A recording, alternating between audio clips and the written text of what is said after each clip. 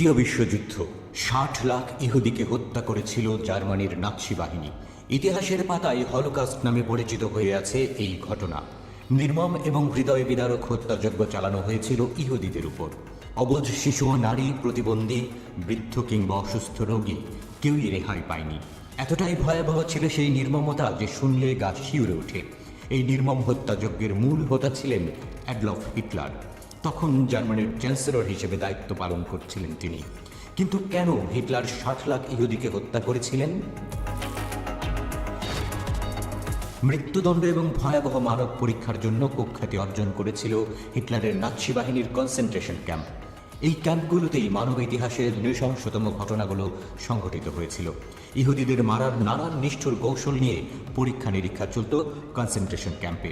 এমনকি হত্যার আগে পুরুষ বন্দীদের নানা রকম ট্যাটু করে দেওয়া হতো, যাতে মৃত্যুর পর তাদের চামড়া দিয়ে আকর্ষণীয় ল্যাম্পশেড, অ্যালবাম ও টেবিল কাভার তৈরি করা যায়। মানুষের বুড়ো আঙুলকে ব্যবহার করা হতো আলোর সুইচ হিসেবে। ভয়াবহ আর বিচিত্রতম নির্যাতন চালাতো নাৎসিরা। তাদের অত্যাচারের মাত্রা নিয়ন্ত্রণের বাইরে চলে গিয়েছিল।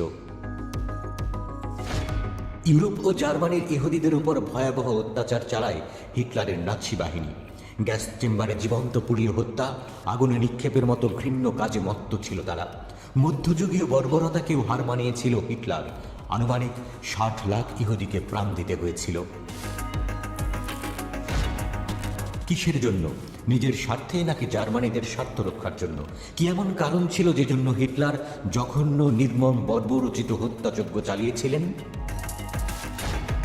ছোটবেলা থেকেই অনেক বেশি ছবি আঁকতে পছন্দ করতেন হিটলার। ছেলেবেলায় ভিয়েনাতে বসবাস করতেন তিনি। ভিয়েনার একটি আর্ট স্কুলে ভর্তি হন হিটলার। কিন্তু সংখ্যাগরিষ্ঠ ইহুদি ছাত্রদের জন্য তাকে বারবার আর্ট কলেজ থেকে প্রত্যাখ্যাত হতে হয়েছিল। অনেকেই ধারণা করেন তখন থেকেই ইহুদিদের প্রতি হিটলারের এক প্রকার বিতৃষ্ণার জন্ম হয়েছিল। প্রথম বিশ্বযুদ্ধে জার্মানিদের পরাজিত হওয়ার কারণ হিসেবে একমাত্র ইহুদিদের দায়ী করতেন হিটলার। তার দৃঢ় বিশ্বাস ছিল 1918 সালে জার্মানির রাজতন্ত্রের বিলোপ ইহুদিদের দ্বারাই সংগঠিত হয়েছিল। মিউনিখ থেকে ইহুদিরা বিপ্লব করে রাজতন্ত্র ধ্বংস করেছিল, এমনটাই ছিল তার ধারণা। আর হিটলার লক্ষ্য করেছিলেন জার্মানিতে বসে ইহুদিরা জার্মানির ব্যবসা বাণিজ্য সহ অনেক কিছুই নিয়ন্ত্রণ করছে, যা তিনি সহজে মেনে নিতে পারেননি। আবার ইতিহাসবিদদের মতে ইহুদি নিধন বা হলোকাস্টের মূল কারণ ছিল আদর্শগত, আর এর শেকড় হিটলারের কাল্পনিক অনেক জগৎ। হিটলারের ধারণা ছিল পৃথিবীকে নিয়ন্ত্রণ করতে একটি আন্তর্জাতিক ইহুদি চক্রান্ত চলছে, তাই ইহুদিদের নির্মূল করতে পারলেই তিনি বিশ্ব জয় করতে পারবেন, এমন বিশ্বাস তার মধ্যে কাজ করছিল। হিটলার একটি শ্রেণীকে বিশ্বাস করাতে পেরেছিল যে ইহুদিদের কথিত ষড়যন্ত্র ঠেকাতে না পারলে জার্মানি, এমনকি পৃথিবী হুমকির মুখে পড়বে। এছাড়াও নাৎসি বাহিনীর অতিরিক্ত আত্মবিশ্বাস তাদেরকে ইহুদি নিধনের পথে চালিয়েছে। দ্বিতীয় বিশ্বযুদ্ধের প্রথম দিকে তারা এতটা বেপরোয়া ছিল না বলে জানা যায়, কিন্তু 1941 সালে রাশিয়া আক্রমণের সময় নাৎসি বাহিনীর সাফল্য হিটলারের মনে প্রবল আত্মবিশ্বাস এনে দেয়।